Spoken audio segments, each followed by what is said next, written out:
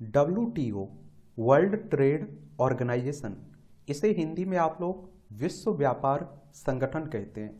और मैं आप लोगों से हमेशा कह रहा हूँ कि इस तरह के जो राष्ट्रीय और अंतर्राष्ट्रीय संगठन हैं उनके बारे में एक सामान्य जानकारी अपने पास जरूर रखिएगा, क्योंकि आप देखेंगे हर साल आपकी civil service exam, state PCS, one day exam में इस तरह के संगठनों से क्वेश्चंस पूछे जाते रहते हैं।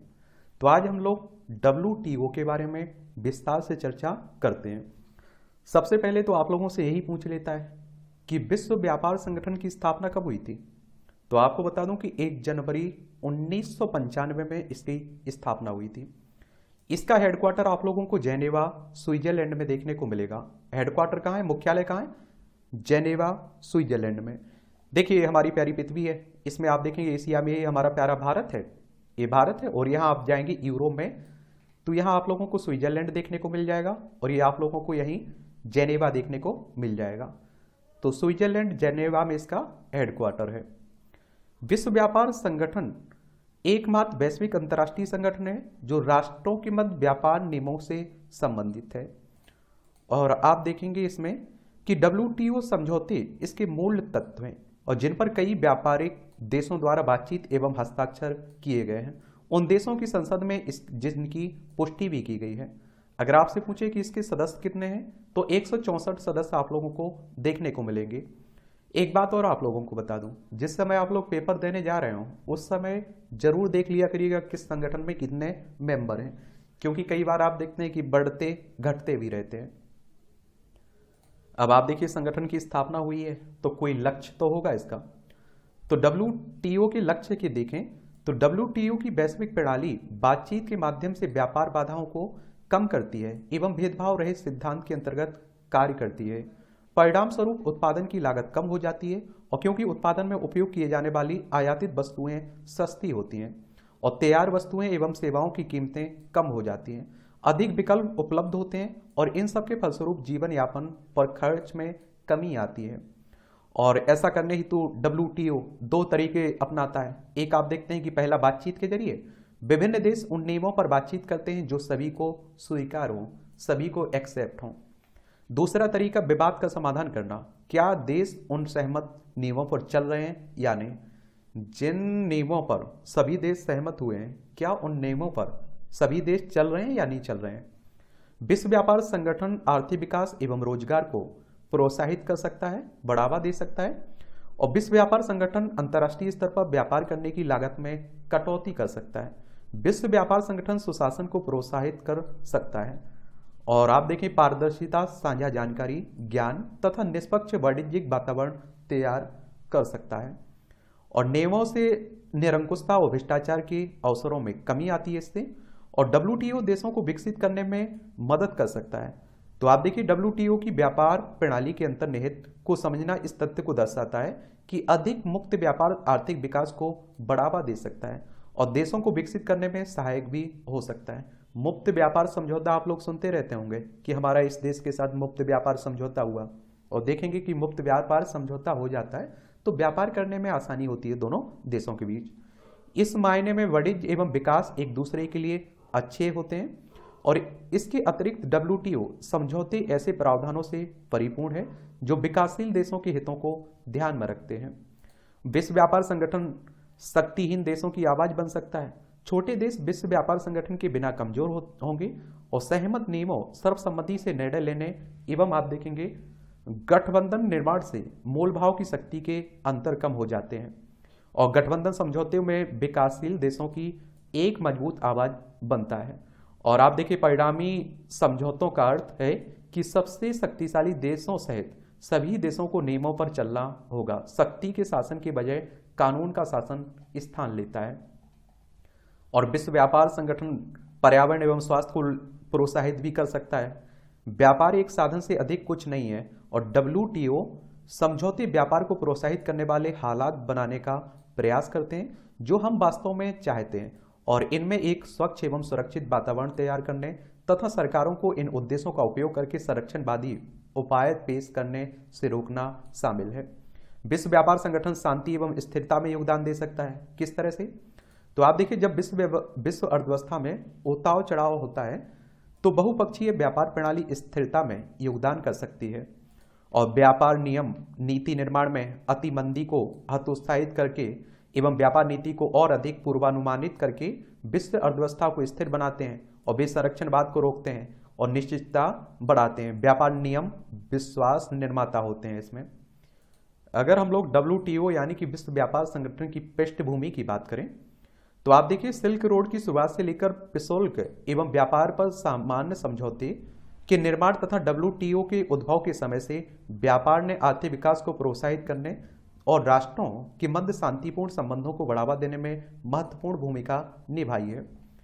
प्रशुल्क एवं व्यापार पर सामान्य समझौते जिसे आप देखते हैं general agreement on traffic and trade भी कह देते हैं, इसकी शुरुआत 1944 के ब्रेटन वुड्स सम्मेलन से हुई थी, जिसमें द्वितीय विश्व युद्ध के बाद की वित्तीय प्रणाली की नींव रखी गई थी तथा दो प्रमुख संस्थानों अंतर्राष्ट्रीय मुद्रा कोष एवं विश्व बैंक की स्थापना की गई थी। IMF के बारे में भी हम लोग बात करेंगे, विश्व बैंक के बारे में भी आने वाले समय में बात करेंगे और ये दोनों अंतर्राष्ट्रीय वित्तीय संस्थान हैं। सम्मेलन में प्रतिनिधियों ने एक पूरक संस्थान की स्थापना की सिफारिश की जिसे अंतर्राष्ट्रीय व्यापार संगठन इंटरनेशनल ट्रेड ऑर्गेनाइजेशन ITO के रूप में जाना जाता है और जिसकी कल्पना उन्होंने वित्तीय प्रणाली के तृतीय स्तर के रूप में की थी। फिर आप देखिए 1948 में हवाना में व्यापार एवं रोजगार पर संयुक्त राष्ट्र सम्मेलन ने ITO के लिए एक मसौदा चार्टर तैयार किया और संयुक्त राष्ट्र की बात करें तो यूनाइटेड नेशंस की बात हो रही है। 24 अक्टूबर 1945 में स्थापना हुई थी। न्यूयॉर्क USA में उसका हेडक्वार्टर देखने को मिल जाएगा, जिसे हवाना चार्टर के रूप में जाना जाता है और इसमें व्यापार निवेश सेवाओं एवं व्यापार और रोजगार कार्यों को नियंत्रित करने वाले व्यापक नियम बनाए गए। हवाना चार्टर कभी लागू नहीं हुआ और इसकी मुख्य वजह अमेरिका सीनेट द्वारा इसकी पुष्टि न करने की विफलता रही है और परिणाम स्वरूप ITO अस्तित्व में ही नहीं आ सका। इसी दौरान आप देखिए 1947 में जेनेवा में 23 देशों द्वारा हस्ताक्षरित गेट के रूप में एक समझौता 1 जनवरी 1948 को निम्नलिखित उद्देश्यों के साथ लागू हुआ। इसमें कौन कौन से उद्देश्य थे? आयात कोटा के उपयोग को समाप्त करने के लिए तथा वाणिज्य वस्तुओं के व्यापार पर शुल्क कम करने के लिए ये शामिल था। गेट 1948 से अंतर्राष्ट्रीय व्यापार को संचालित करने वाला एकमात्र बहुपक्षीय साधन एक संस्था नहीं बन गया था और तब जब तक कि वर्ष 1995 में विश्व व्यापार संगठन की स्थापना नहीं हुई। अपनी संस्थागत कमियों के बावजूद गेट बहुपक्षीय व्यापार वार्ताओं के 8 चक्र, एक चक्र बहुपक्षीय वार्ताओं की एक श्रृंखला होती है, को प्रायोजित करते हुए एक वास्तविक संगठन के रूप में कार्य करने में सफल भी रहा है। फिर आगे चलकर आप देखते हैं कि 1995 में आपका WTO आ गया था, वर्ल्ड ट्रेड ऑर्गेनाइजेशन आ गया था। ये आप देख सकते हैं जेनेवा में स्थान हो गया। 45,000 प्रशुल्क में कटौती, औसतन 35% कटौती, 23 देश इसमें। 1949 में तुर्की में प्रशुल्क में कमी, 13 देश इसमें। 1951 में अंतर्राष्ट्रीय प्रशुल्क में कमी, 38 देश इसमें शामिल। 1956 में जेनेवा में प्रशुल्क में कमी, 26 देश। 1960-61 में जेनेवा डिलन राउंड में प्रशुल्क में कमी, 26 देश। 1964 में आप देखेंगे तो आप देखिए जेनेवा 1964 से 67 जेनेवा कैनेडी राउंड, इसमें औद्योगिक वस्तुओं पर औसतन 35% कटौती, बाजार मूल्य अवमूल्यन रोधी कानूनों के उपयोग पर प्रतिबद्धता, 62 देश इसमें। 1973 से 79 जेनेवा टोक्यो राउंड, औद्योगिक वस्तुओं पर औसतन 34% प्रशुल्क कटौती, गैर प्रशुल्क उपायों पर प्रतिबद्धता, 102 देश इसमें शामिल थे। फिर आप देखिए 1986 से 94 तक जेनेवा उरुग्वे राउंड, सेवाओं के व्यापार एवं बौद्धिक संपदा को शामिल किया गया। कृषि पर बिल्ट इन एजेंडा WTO की स्थापना, 123 देश इसमें शामिल थे और गेट 1948 से अंतर्राष्ट्रीय व्यापार को संचालित करने वाला एकमात्र बहुपक्षीय साधन बन गया था, जब तक कि वर्ष 1995 में विश्व व्यापार संगठन की स्थापना नहीं हुई, क्योंकि 1995 में तो आप देखते हैं कि विश्व व्यापार संगठन ही आ चुका था। फिर आप देखिए उरुग्वे राउंड वर्ष 1987 से वर्ष 1994 तक आयोजित किया गया था और जिसके परिणाम स्वरूप मार्केस समझौता हुआ, जिसके द्वारा विश्व व्यापार संगठन की स्थापना की गई थी और विश्व व्यापार संगठन गेट के सिद्धांतों को समाविष्ट करता है और उन्हें लागू करने एवं विस्तृत करने हेतु अधिक स्थायी संस्थागत ढांचा भी प्रदान करता है। गेट का समापन वर्ष 1947 में हुआ था और अब इसे ये आप देखिए GATT गेट 1947 के रूप में संदर्भित किया गया जाता है और गेट 1947 को 1996 में समाप्त कर दिया गया और डब्ल्यूटीओ ने इसके प्रावधानों को गैट 1994 में एकीकृत कर दिया।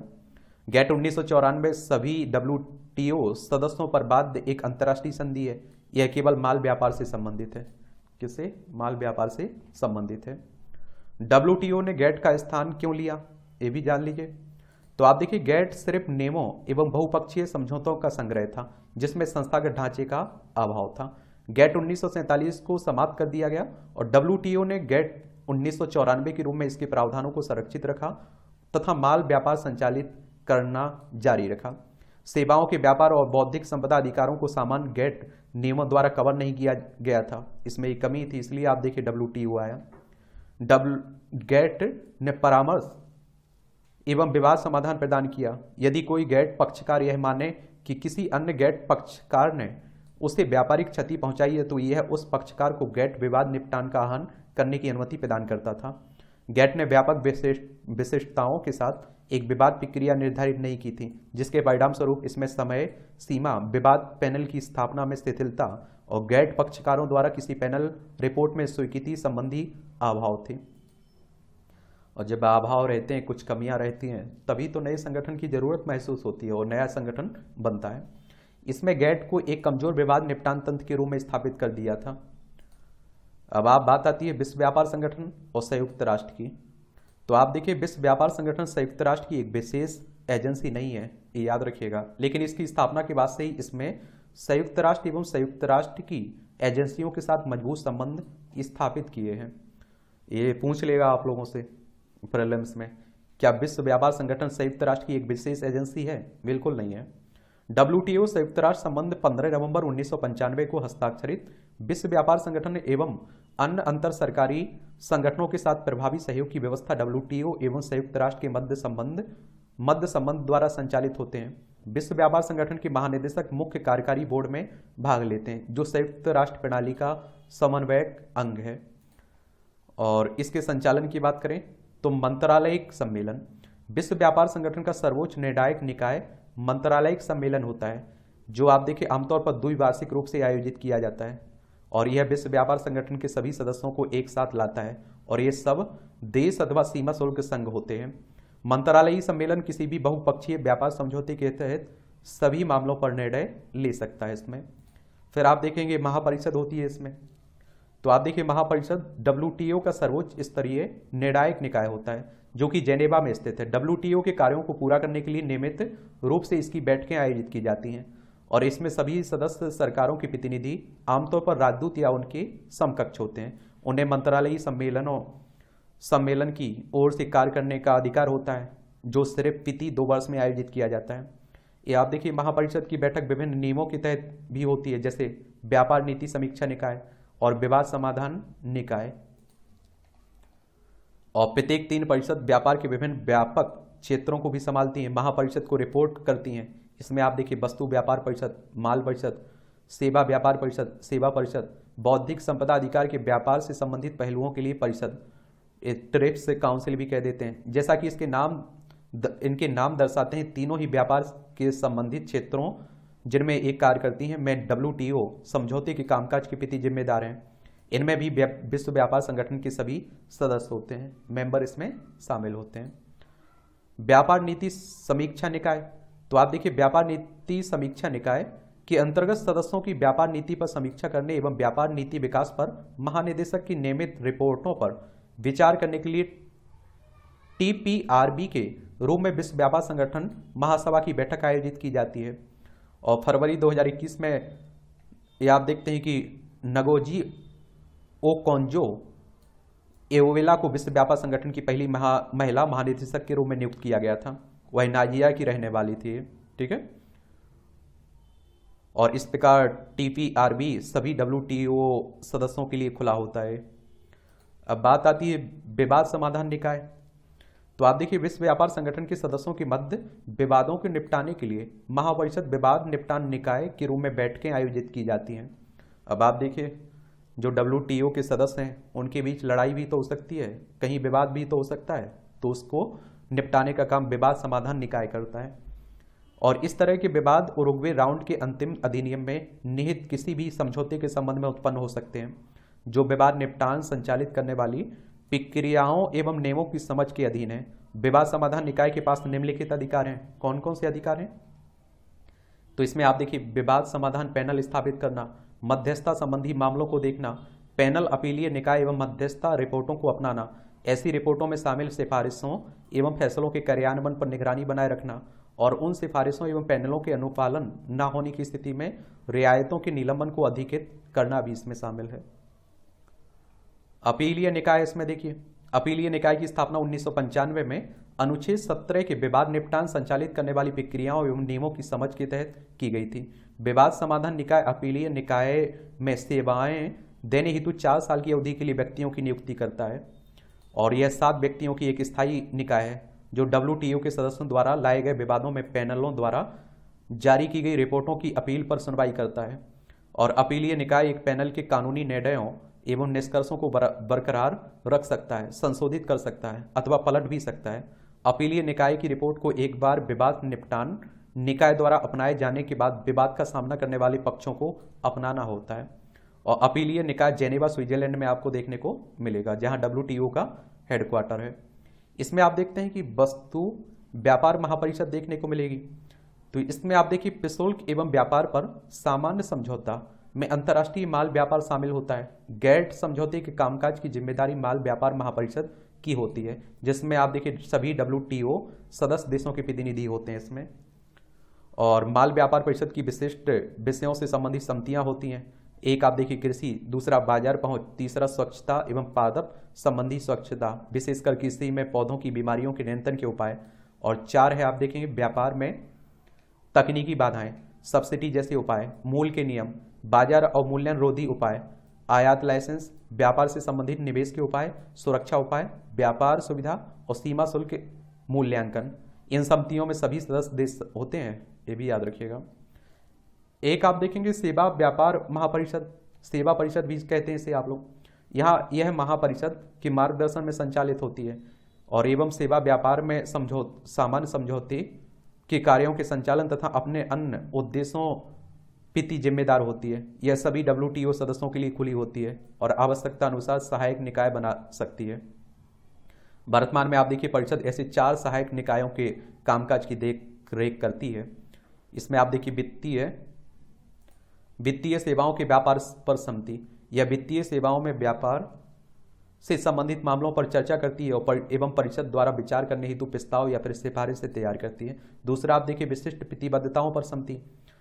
तीसरा आप देखिए घरेलू विनियमन पर काम करने वाला पक्ष, और 4 इसमें आप देखिए गैट्स नियमों पर काम करने वाला पक्ष इसमें शामिल है। एक आप देखते हैं बौद्धिक संपदा अधिकार के व्यापार संबंधित पहलुओं के लिए परिषद, ट्रिप्स परिषद भी कह देते हैं इसे आप लोग। तो आप देखेंगे यह बौद्धिक संपदा अधिकारों के व्यापार संबंधित पहलुओं पर समझौते के कार्यान्वयन की निगरानी करती है। यह एक ऐसा मंच प्रदान करता है जिसमें विश्व व्यापार संगठन के सदस्य बौद्धिक संपदा मामलों पर परामर्श कर सकते हैं एवं ट्रिप्स समझौते में परिषद को सौंपी गई विशिष्ट उत्तरदायित्वों का वहन करते हैं। ट्रिप्स समझौता कॉपीराइट एवं संबंधित अधिकारों, ट्रेडमार्क, भौगोलिक संकेतकों, औद्योगिक डिजाइन, पेटेंट और आप देखिए एकीकृत सर्किट लेआउट डिजाइन तथा आप विकासित जानकारी सुरक्षा हेतु न्यूनतम मानक निर्धारित करता है। और बौद्धिक संपदा अधिकारों के प्रवर्तन हेतु इनके उल्लंघन होने पर नागरिक कार्यों के माध्यम से सीमा पर कार्रवाई न्यूनतम मानक स्थापित करता है। और कॉपीराइट चोरी एवं ट्रेडमार्क चोरी के संबंध में आपराधिक कार्रवाई भी करता है। ये आप देखिए WTO मंत्रालयिक सम्मेलन, तो प्रथम मंत्रालयिक सम्मेलन आप देखेंगे 1996 में सिंगापुर में आयोजित किया गया था। चलिए 2017 में ब्यूनस आयर्स में आयोजित होता था। जिस समय आप लोग जा रहे हैं उस समय का देख के जाया करिएगा, ठीक है, पहला याद रखा करिएगा। इन सभी मंत्रालयिक सम्मेलनों में मौजूदा वैश्विक व्यापार प्रणाली विकसित हुई है। ये आप देखिए सिंगापुर में 9 से 13 दिसंबर 1996 में हुआ था ना पहला। विश्व व्यापार संगठन के 120 से अधिक सदस्य तथा जो WTO में सम्मिलित होने की प्रक्रिया में थे कि सरकारों के व्यापार, विदेश, वित्त एवं कृषि मंत्रियों ने इसमें भाग लिया था। और निम्नलिखित 4 मुद्दों पर सिंगापुर मुद्दे नाम दिया गया था। और ये पहले 4 मुद्दे थे जिन पर बहुपक्षीय निकाय वार्ता शुरू कर सकता था। इसमें आप देखिए व्यापार एवं निवेश, व्यापार सरलीकरण, सरकारी खरीद में पारदर्शिता, व्यापार एवं योग्यता। जेनेवा स्विट्जरलैंड में आप देखिए ये 18 से 20 मई 1998 में हुआ था, इसमें आप देखेंगे। और इसमें आप देखेंगे कि मंत्रालय के घोषणा पत्र में निम्नलिखित कार्यक्रम शामिल थे। इसमें आप देखिए सदस्यों द्वारा सामने लाए गए मौजूदा समझौतों एवं निर्णयों के क्रियान्वयन से संबंधित मुद्दे सहित मुद्दे, मार्ग इसमें किए गए अन्य मौजूदा समझौतों एवं निर्णयों के तहत पहले से तय किए गए भविष्य के कार्य इसमें शामिल थे। सिंगापुर से शुरू किए गए कार्यक्रम के आधार पर भविष्य के संभावित कार्य, कृषि पर व्यापक वार्ता के अगले चरण के लिए प्राथमिकता वाले क्षेत्रों में बाजार पहुंच, निर्यात सब्सिडी आदि शामिल था। फिर आप देखते हैं कि सिएटल संयुक्त राज्य अमेरिका में हुआ था 1999 में। फिर आप देखिए दोहा कतर में हुआ था 9 से 13 नवंबर 2001 में। फिर आप देखिए कानकुन मैक्सिको में 10 से 14 सितंबर 2003 में हुआ था। हांगकांग में आप देखते हैं कि 13 से 18 दिसंबर 2005 में हुआ था। और आप देखेंगे कि जेनेवा स्विट्जरलैंड में आप देखते हैं कि 30 नवंबर से 2 दिसंबर तक हुआ था 2009 में। जेनेवा स्विट्जरलैंड में आप देखते हैं कि 15 से 11 दिसंबर 2011 में हुआ था। बाली इंडोनेशिया में 3 से 6 दिसंबर में 2013 में हुआ था, बाली पैकेज के नाम से जानते हैं। नैरोबी केन्या में आप देखिए 15 से 19 दिसंबर 2015 में हुआ था। ब्यूनस आयर्स अर्जेंटीना में 10 से 13 दिसंबर 2017 में ये हुआ था, ठीक है। और आप देखें कि 2022 में जेनेवा स्विट्जरलैंड में 12 से 17 जून 2022 में विश्व व्यापार संगठन का 12वां मंत्री स्तरीय सम्मेलन हुआ था। और कजाकिस्तान मूल रूप से जून 2022 में MC12 की मेजबानी करने वाला था, लेकिन कोविड महामारी के कारण सम्मेलन को स्थगित कर दिया गया था। दोहा राउंड देख लीजिए।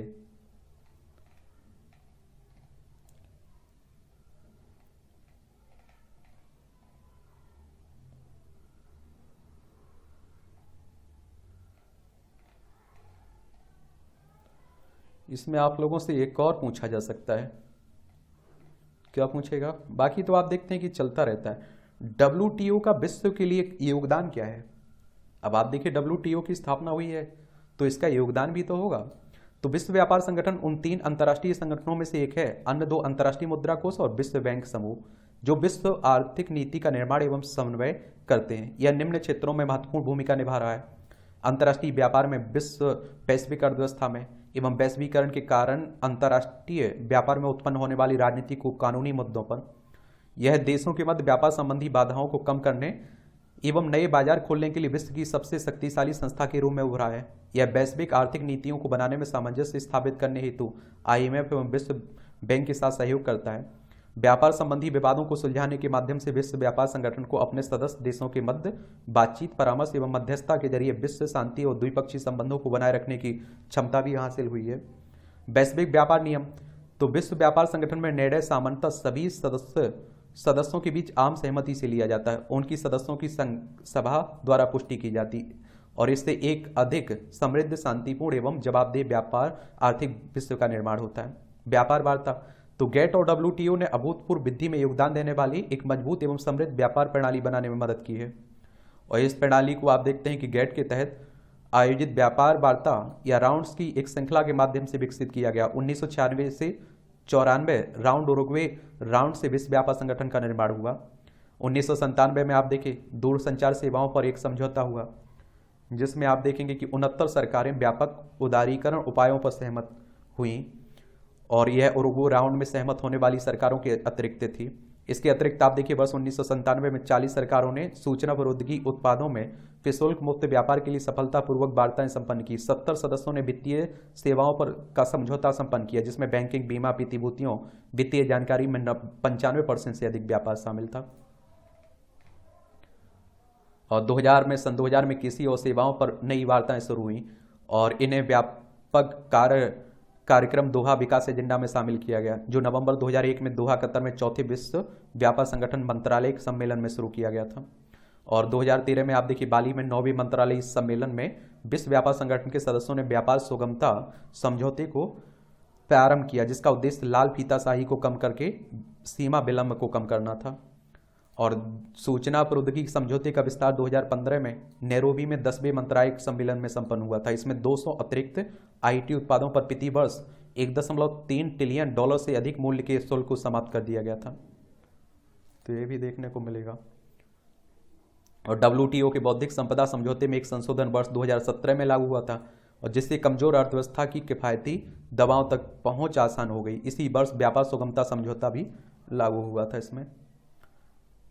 और विश्व व्यापार संगठन की समझौते अगर देखें तो विश्व व्यापार संगठन की नियम समझौते सदस्यों के मध्य वार्ताओं का परिणाम है। वर्तमान संग्रह काफी हद तक आप देखिए 1986 से 1994 के उरुग्वे राउंड की वार्ता का परिणाम, जिसमें मूल प्रशुल्क एवं व्यापार सामान्य समझौते का पुनरीक्षण शामिल है, इसमें आप देखेंगे। और वस्तु वर्ष 1947 से वर्ष 1994 तक गेट निम्न प्रशुल्क एवं अन्य व्यापार बाधाओं पर बातचीत करने के लिए एक मंच था। गेट ने आप देखिए महत्वपूर्ण नियमों की व्याख्या की, विशेष रूप से गैर भेदभाव वाले नियमों की। और 1994 के बाद डब्ल्यूटीओ ने गेट 1994 के रूप में नए व्यापक एकीकृत गेट की पुष्टि की थी। अब बात आती है भारत के परिप्रेक्ष्य में, तो विश्व व्यापार संगठन एवं भारत। तो भारत प्रशुल्क एवं व्यापार पर सामान्य समझौते 1947 और इसकी जगह लेने वाले संगठन डब्ल्यूटीओ का एक संस्थापक सदस्य है। और आप देखिए नियमों के आधार पर भारत की बढ़ती भागीदारी से व्यापार एवं समृद्धि में वृद्धि हुई है। और सेवाओं का निर्यात, भारत में वस्तु एवं सेवा के कुल निर्यात का 40% ये बढ़ता घटता रहता है। भारत की जीडीपी में सेवाओं का योगदान 55% से अधिक है। ये जब भी आप लोग जा रहे हो पेपर देने उस समय देख लिया करिएगा। और उरुग्वे राउंड के बाद से भारत ने स्वायत्त रूप से अपनी सेवा व्यापार प्रणाली को उदार भी बनाया है। खाद्य एवं आजीविका सुरक्षा सुनिश्चित करना महत्वपूर्ण है, विशेषकर भारत जैसी बड़ी कृषि अर्थव्यवस्था के लिए। और भारत विश्व व्यापार संगठन में सार्वजनिक स्टॉक होल्डिंग सब्सिडी पर स्थायी समाधान की मांग भी कर रहा है। 2013 में बाली मंत्रालय सम्मेलन में सार्वजनिक स्टॉक होल्डिंग पर एक अंतरिम समझौता, एक शांति उपनियम किया गया था। इस अपवाद के बाद साथ जो विकासशील देशों को खाद्य पदार्थों की कमी से बचाने के लिए कृषि उत्पादों का भंडार करने की अनुमति प्रदान करता है एक तरह से। भारत में आप देखिए बासमती चावल, दार्जिलिंग चार, अल्फांसो आम जैसे उत्पादों के लिए भौगोलिक संकेतकों के संरक्षण के उच्च स्तर पर विस्तार का पक्षधर भी है, जो बौद्धिक संपदा अधिकार के समझौते के अंतर्गत वाइन तथा स्पिरिट को प्रदान करता है।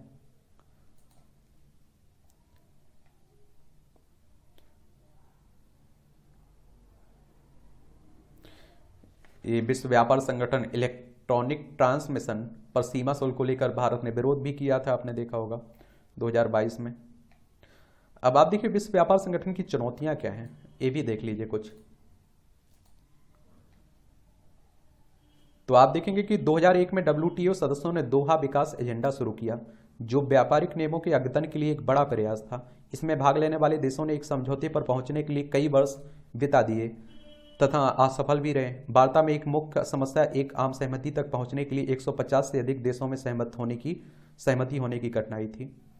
और पिछले वार्ता दौर में आप देखिए 1987 से 1994 तक आयोजित उरुग्वे राउंड में संभावित प्रतिरोधक देशों को नवनिर्मित विश्व व्यापार संगठन से निष्कासित करने की चुनौती दी जा सकती थी।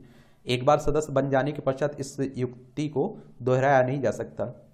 और 2017 में आप देखेंगे विश्व व्यापार संगठन मंत्रालयिक सम्मेलन ब्यूनस आयर्स किसी भी सारभूत परिणाम के बिना समाप्त हो गया, क्योंकि 164 सदस्यीय निकाय आम सहमति बनाने में विफल रही थी। सभी देश सहमत नहीं हो पाए थे।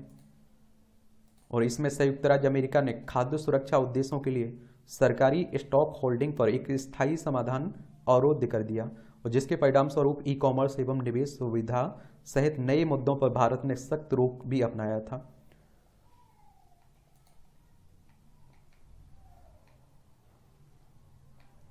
और इसके व्यापार से संबंधित बौद्धिक संपदा अधिकारों के पेटेंट, कॉपीराइट, ट्रेडमार्क का संरक्षण क्रूर एवं अमानवीय, जो स्वास्थ्य एवं मानव जीवन के मूल्य की अवहेलना करता है, ये भी आप देखेंगे। कई वर्षों से व्यापार विवाद के निपटारे के लिए बहुपक्षीय प्रणाली गहन जांच एवं निरंतर आलोचना के अधीन भी है। अमेरिका ने नए अपीलीय निकाय सदस्यों न्यायाधीशों की नियुक्ति को व्यवस्थित रूप से अवरुद्ध कर दिया, और इसमें डब्ल्यूटीओ अपील तंत्र के काम में बाधा डाली है। और चीनी व्यापार को आप देखिए प्रभावित करने की कोशिश करता है, विशेष रूप से निर्यात को प्रोत्साहित करने और आयात पर सीमाएं लगा करे। एक आप देखिए पारदर्शिता का अभाव भी देखने को मिलता है। तो डब्ल्यूटीओ की वार्ताओं के संदर्भ में एक समस्या यह भी है कि डब्ल्यूटीओ में शामिल विकसित एवं विकासशील देशों के संगठन की कोई निश्चित परिभाषा नहीं है। और वर्तमान में सदस्य देशों द्वारा डब्ल्यूटीओ से विशेष रियायत प्राप्त करने के उद्देश्य से स्वयं को विकासशील देशों के रूप में पदांकित किया जा रहा है। उदाहरण के लिए ले लीजिए, चीन को डब्ल्यूटीओ में विकासशील देश का दर्जा मिला हुआ है, जो एक विवादास्पद मुद्दा भी बना हुआ है। कई देशों ने इस फैसले के खिलाफ चिंता भी जताई हुई है। तो इसका देखिए आलोचना भी होती रहती है, विरोध भी इसका होता रहता है।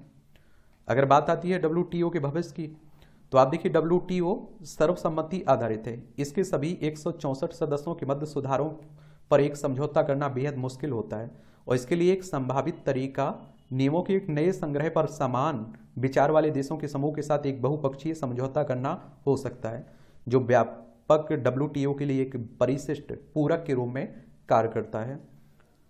तो आगे देखते हैं इसमें क्या सुधार की बात होती है। बहुत सारे मुद्दों को लेकर आप देखिए भारत भी विरोध करता रहता है, तो इसमें इस तरह से विरोध चलता रहता है। लेकिन फिलहाल आप डब्ल्यूटीओ के बारे में इतनी जानकारी अपने पास रखिएगा, कहीं भी किसी भी तरह का क्वेश्चन पूछा जाएगा तो उसका आंसर आप लोग बेहतर तरीके से दे पाएंगे। और किसी संगठन के बारे में बात करनी हो तो उसका नाम बता दीजिएगा, उस पर अभी हम लोग बात कर लेंगे, उसके बारे में भी एक जानकारी दे देंगे आप लोगों को।